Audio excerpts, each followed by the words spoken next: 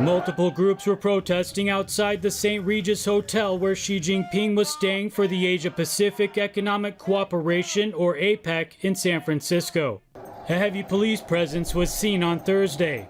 At times, there were fights between groups protesting against the Chinese Communist Party or CCP leader Xi Jinping's U.S. presence and pro-Chinese CCP groups. In China, in that communist regime, we don't have freedom of speech. It's the Communist Party, they take over our rights to speak freely, which is a universal right recognized by many countries in the world.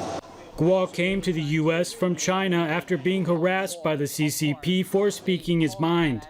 This protester isn't happy that the U.S. welcomed Xi Jinping as a guest. He's a dictator. He has brought a disaster to the whole world.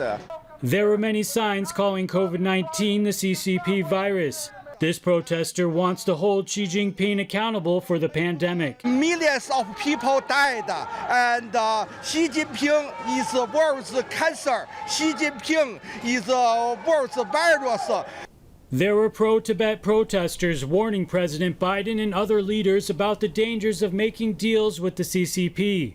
It is important for all the people, all the countries involved in this APEC conference to understand that doing business with a communist regime will not, at the end, be good for their own people.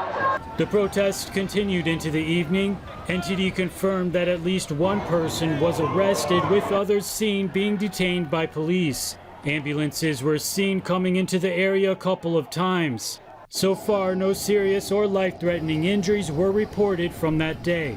In contrast to the commotion, a group of Falun Gong practitioners were quietly holding banners nearby and handing out flyers.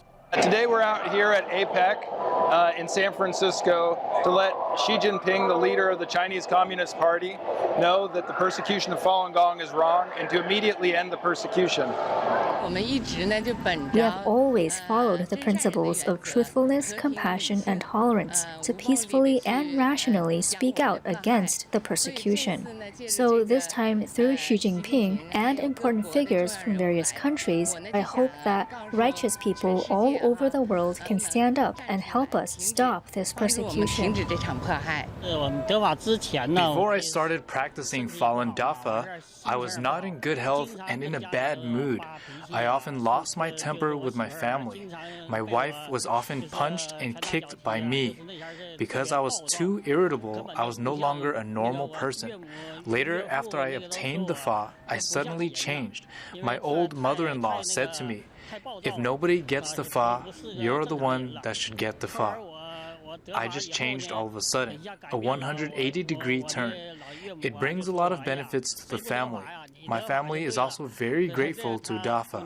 My mother-in-law followed suit. The last scheduled day for APEC is Friday. Xi Jinping is scheduled to leave from San Francisco Airport the same day. Reporting in San Francisco, Jason Blair, NTD News.